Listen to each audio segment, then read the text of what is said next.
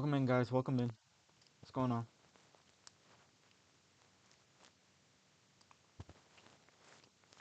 What up, Chris?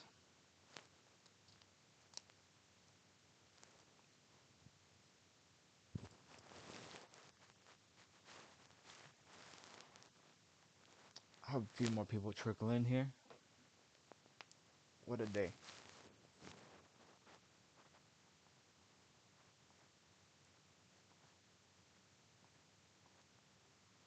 What? El Lobo, what's going on? Buenas noches.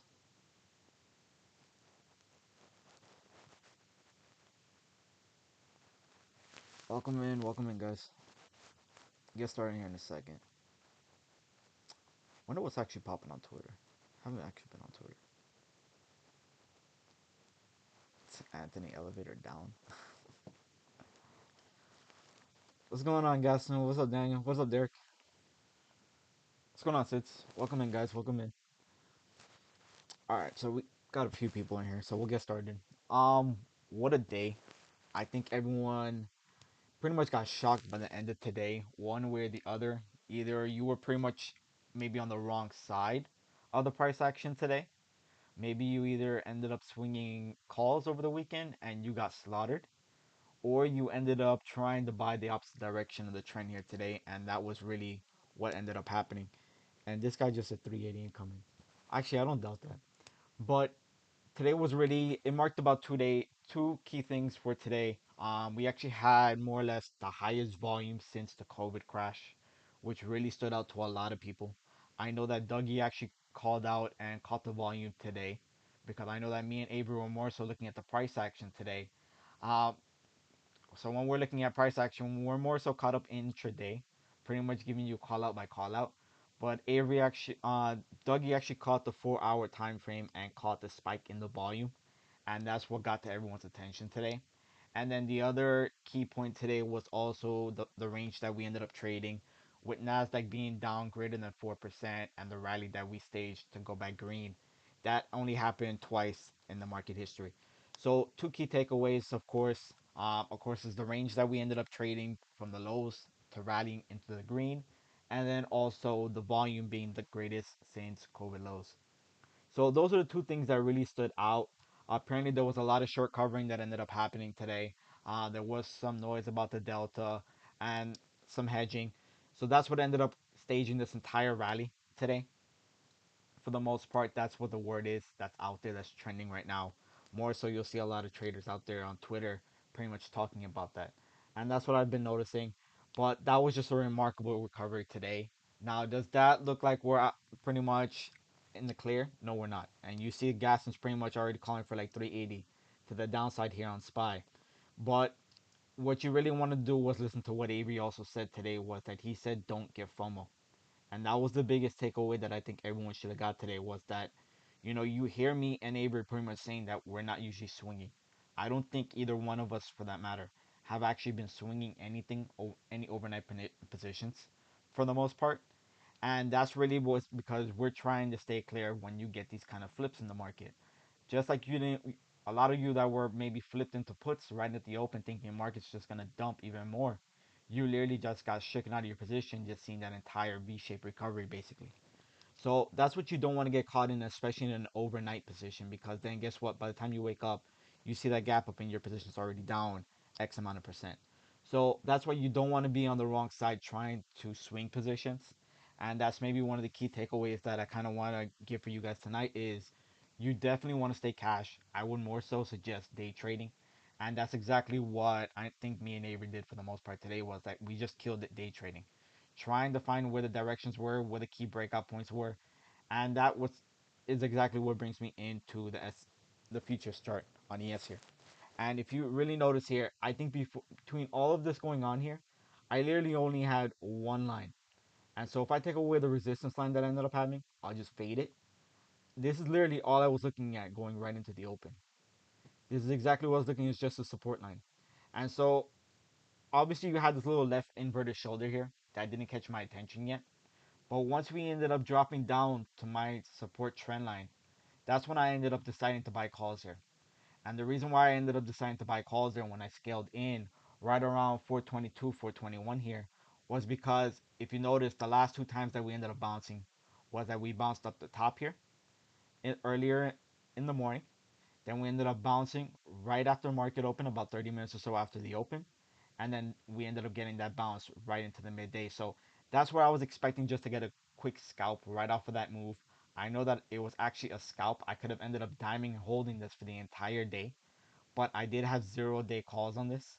So that's why I did not want to diamond hold that. Of course, 0 day. And with that kind of market volatility, I was not trying to be holding 0 days for the entire day to end up on the wrong side of the market.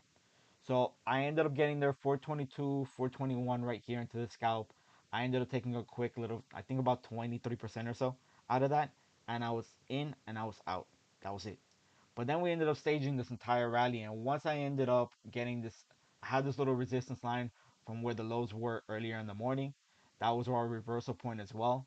And then that was the level that I was watching to see if we're going to break out, was that 42.62 level. That's the level that I wanted to see. If we really were going to stage a rally, that was the key level that I wanted to see us break out of. And that's when I started determining where my resistance point was. So now if I put that back into the black here, now we see that comes into play, and now that ends up making our descending broadening wedge here out of all this action here from this morning. And that's when I was looking to see, all right, if we're going to end up breaking in between above 42.62, now where are we headed basically, right? What would be that turning point of where we would see this market start to roll back over? And that's when I was watching for this level here right around 429. It looked like at that point to 4,300 basically. And that's what I was watching, and particularly to see the market roll right back and pretty much staged right back into the lows. But what ended up happening is we ended up getting that nice little breakout, getting a nice little retest, in which that retest actually caused the inverted head and shoulders to form intraday. And that's when that ended up catching my attention, was that it was a larger degree inverted head and shoulders that we were making. We got the nice retest. We got that retest right on 426. We could have came down all the way down to about 42.62 to retest where our breakout point was. But we pretty much just held just a bit tad above, and we got the breakout once again right over that trendline resistance. And that's really what just staged that entire rally. And of course, I did have also my moving averages looking for that. I was watching this level right around 43.40. That was the next target I was watching off of the EMA. And then the ultimate target that I did have for the day was an anchor VWAP from when we broke down last week Thursday. This is an anchor VWAP that I ended up having staging right into basically 4,400. Right, that was the level I was watching. So that's how I pretty much broke it down today. So you pretty much get the mindset of what I was looking at, how I was looking at on ES today. And that's when I ended up, of course, my second re-entry ideally, because I didn't want to chase once I got out.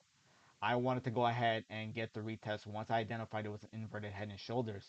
And once we crossed this line, this trend line resistance, that's when I ended up getting back in. So that's about 42.98 was the point that ended up breaking there. And that's when I ended up getting in for my next scalp, in which I was targeting the EMA, and I ended up cutting profits right here. Once I ended up cutting profits, all right, FOMO got to me, but I didn't get in. Obviously, trying to be disciplined. I did not get in once it ended up crossing that EMA, and I just watched that entire run. Now, I could have FOMO'd in. I could have ended up holding calls if I really thought the market was going to rally. But that's where the mindset comes in, right? You know that you're in a volatile market. You know that you do not want to be holding positions overnight, especially on the wrong direction. And that's what caused me to stay cash overnight. So that was just pretty much the big mindset there. Hopefully you get the overall picture. Now you do see that we're pretty much going a little bit sideways, pretty much just holding right above the EMA here, pretty much in a very tight consolidation range. We'll see if we break above or below. Now if we do end up breaking below, I'm still watching 426. That was the major breakdown, and pretty much reversal point. That's what I'll be watching for this 42.62 level.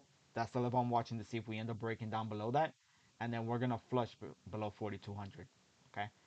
If we're able to hold, reclaim this anchor view up that I have at 4,400s, then I'm watching a move towards my second zone that I have up here towards 44.68.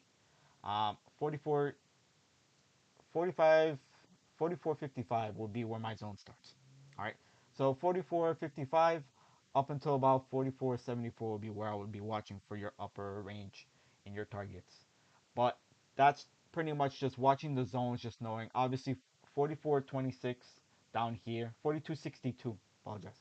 42.62 is really the big number in my head because I do want to see if we end up breaking down, and that'll be the point where I likely get into puts at that level because then that will likely take me right into the lows that we had from this morning. All right. So 42.62 is more so what I'll be looking at to get the breakdown, more so than trying to chase the upside here, in which we're likely going to see maybe a gap up if we do end up holding, as we are pretty much. I don't think we're down that much, so we could end up gapping up. But you do want to see it over back against above my anchor view up here over the 4400s, and then we'll get a nice push right in above, probably testing around 44.60s. We'll see that level likely come into play. I think Tom also has somewhat of a similar target right into that range around the 44.60s range, and that'll be where we end up likely getting that reversal. And then we'll see Gaston pretty much blow it around his 380 spy put call that he's looking for. But hopefully you got the bigger picture of what I was looking at this morning. This downtrend support line, the levels which I was buying, and then identifying the inverted head and shoulders intraday. All right. So that was the big key takeaway for ES. Again, we'll see what happens tomorrow. It's volatile times, so I'm not trying to chase the upside more so than looking for where the breakdown points are because I'm playing the trend overall, not just pretty much this little quick pop and drop that we're likely going to get here. All right. Just a few tickers that pretty much are still standing out to me. I'll just pretty much go over those. Of course, the other one was Amazon. This was just a beautiful move. A nice little inverted head and shoulders, pretty much coinciding with ES as well. We had that nice little gap fill. That's what caught my attention early on because I knew where some of these names actually had gaps.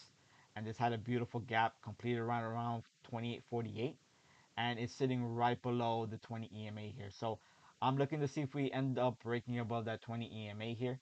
We'll see it get over 29.01. And then I do have a target here of around 29.26, 29.27. We'll look to see if I get a nice little scalp opportunity if she doesn't gap up towards that level. But again, I'll be looking more so for the put side to see once we start to roll over. But if the market wants to give me a nice trend day tomorrow, I don't mind it. All right.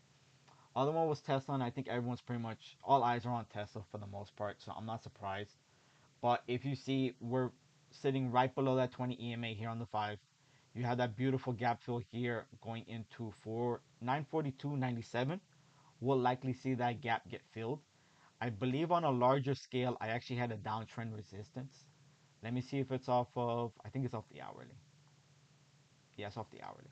So if you notice here, and if I click on the line, notice I actually have a downtrend support line that we ended up breaking below. So it hits the wick here, 2 weeks in the middle, about 3 weeks in the middle, and then it shows where right where we broke down. So I'll look to see if we end up breaking above this gap fill. It's likely that we probably get a nice little gap up towards that 942 and then flush. But if we're able to get a nice move over that, then I am watching a move to 953, and at that point, then I will play it by ear. I think the next resistance that we have right around is right around the mark around 984 or so. So we'll see. Of course, we'd have to have a big trend day to get up to about 984. I'm only expecting the gap fill, and then maybe a small little push right over to 952, and then we'll get a rejection. So that would be the levels I'm watching for Tesla. Otherwise, of course, once you get that rejection here at 942, if you get it that falls just short, and it literally just touches that gap fill, then of course you want to short it down. And I'm watching for the lows here that we ended up putting in at 851 previously. So we'll watch for that. The other one was Netflix. I know Netflix has been beat up pretty badly, and I think this one looks a lot better on the 5 minute. This will likely be maybe a little scalp opportunity if she doesn't gap up. But again, inverted head and shoulders action. You could say it's a little bit of a cup and handle more so. I think it's more of a cup and handle actually. You got the nice little rounding bottom, you per se, nice little handle breakout. And then I'm looking at the gap fill that we also have here, which completes at 394. So it may be a small scalp opportunity. And then again, if it completes the gap fill and we see the market start to roll over, then that'll present your short opportunity as well. All right. But big level that you're watching for the upside is 394.40. You may be able to get a nice little scalp opportunity. If she goes over that gap fill over the 394.40, then you're watching that 20 EMA, which is right around 406. All right. Other one was Facebook, and Facebook literally got away from me today just a bit. I got a nice little opportunity out of it. I could have got a bigger, way bigger move out of it, but I was watching it first as a little bit of a falling wedge type action, and then it started to make a descending channel intraday here, and then we saw just that beautiful pop right out of it. I think from the lows here from 289, she literally pushed up to 309. So a hell of a move that Facebook made. I do think she has a little bit more in the tank here. Probably get a nice little push towards 315, and then that'll be the point where we see the turnaround with the overall volatility. If we do get a nice move up, all right. Otherwise, you're taking this right back down to the lows, and then you pretty much just short that. All right. Other one was Microsoft. We know that Microsoft is pretty much literally just it got annihilated today, but that recovery today was just astonishing by Microsoft. I have to say that it was down about 15 to 16 points, and that V-shaped recovery was just astonishing. You see that it's pretty much above the 20 EMA here. I think she could stage a move up to about 305 if the market does really want to push. If we get a nice gap up and a little bit of a continuation, I don't see why we can't get a move towards 305, but it's a little bit of a long shot here, especially if the market does show weakness going into tomorrow. Otherwise, you're looking right back to getting back down to the lows here, in which we're going to see the market just roll over. All right. And then just the last one, I think it was just more so gap fill here on AMD. This one caught my eye a little early on in the day, but once I started rolling over, I didn't look back at it. But we do have a gap fill here towards 119.69. We're already at 116, so a little bit of a stretch, and you're pretty much closing in to resistance right at the 20 EMA as well. So just one on the back burner. But other than that, I'll pretty much just be staying pretty much waiting for the trend to form before I really jump into any position north or south. Right. I'll take a look at those three names real quick. See what you guys got. I know that I liked Blackstone. I remember that I really liked it, and I don't know why I kind of didn't look back at it. But it looks like you ended up completing gap fill. Oh, you're close enough. You'll complete gap fill on Blackstone here at 109.80, so you're about inches away from it. You already crossed up above all the EMAs. Now, if I were to look on the daily, see if there's anything that stands out to me. Wow, you're putting in a nice little hammer action here. So you do have an upside here. We could see this push about 113, 114. I would say 114 will be your resistance here. So if we see a nice little turnaround potentially in the bank area financials, you can see a nice little continuation of this up to about 114. Otherwise, if the market looks pretty ugly, then you're gonna short this right back down to the lows, right? But it does look like it's trying to put in a bottom. I will say that right now. So if I'm looking for the upside, in which I'm assuming that's what you're looking for, Christopher, then you're watching for 114 here. That will be your short-term target. All right. Um, other one you said was Square. I haven't looked at. I know that Square got annihilated, literally annihilated, and I don't know why I have this trendline resistance here. Why do I have it there? I'm gonna just delete it. No idea why I ended up having that there. Damn, this thing looks ugly. Like, how do you see? This is the things where I don't like, and I will say that right now so that you understand. You have a defined downtrend, and you have not broken the resistance, and it looks like to me that you are pretty far off of that resistance, and that's maybe why I ended up having that. But if I were to tell you where your downtrend resistance is, you are pretty darn far from that downtrend resistance. So right now, you're pretty much trying to catch a knife. That's basically what you're catching, because you're already under all of the EMAs off of the daily. I'm pretty sure, and I'll just double check. Yeah, you're already below all the EMAs. Of course, you have a large separation. Now, if I were to tell you at what point you really wanted to get into this, rather than just get faked out, I I'm hard pressed to say that I wouldn't get in this unless you're trying to really catch a knife here. That's really what it seems like. I'd have to go really intraday to see why and how I would get into this. I would really have to go intraday, which for this you're literally just looking at a scalp opportunity. You're not looking at anything else other than a scalp opportunity. And yeah, I mean, this would have been your entry point, which was really late in the day at 113, broke the downtrend, skipped up to 117, holding right below the 20 EMA here on the 5. If you could get a move here, I would say you probably get a push about to 120, but I would be hard pressed to see Square get over 120. But you do have a tiny little small gap here between 120.85 to 120.98 within cents. So maybe you see that tiny little gap get filled right there, right around 120, close enough to 121. And then I think that'll be your turning point on Square because I don't see much other upside, especially on the larger time frame, which I think most of you already know. I mean, when you have a defined downtrend and you have not crossed resistance, especially with a lot of these growth names that have just been getting demolished, there's literally no end to the downside. Prime example, Roku. All right. And then I'll look at the last one you mentioned was FVSTO. Damn, what is this? Ew, that really does look ugly. So it looks like the point of control that I would want to see this over is at 40.73. Until it can reclaim the 40.73, I'm hard pressed to say this is a hard pass because you're likely going to get a rejection also at the 20 EMA off of the daily here. So you're likely going to get a few more cents out of this. But if you can't reclaim this 40.75, then I would say this is a hard pass in which you're going to stay sidelined. But given the fact that this is just that literally looks like a knife you're catching. From the highs of 52 all the way down, that is just another knife catch that you're looking for. I mean, if you really wanted to be risky, if it crossed the 20 EMA here above this 39.69, then I would say you can potentially risk it if you were feeling like you wanted to take a gamble. All right. But other than that, um, no, I'm hard pressed to say I would really keep it tight, keep your position small right now. You see the onslaughter today, especially if you didn't have a day trade today. Can you imagine if you literally tried to pick a direction and you didn't have a day trade and you literally got on the opposite end? How bad that would be?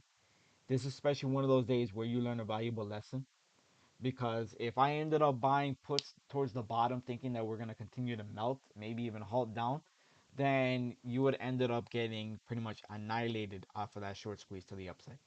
And if you ended up trying to short the top, who knows if we end up gapping up tomorrow morning because we don't know right now.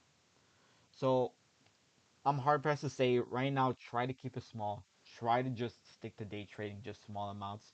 You pretty much also heard Dapper today.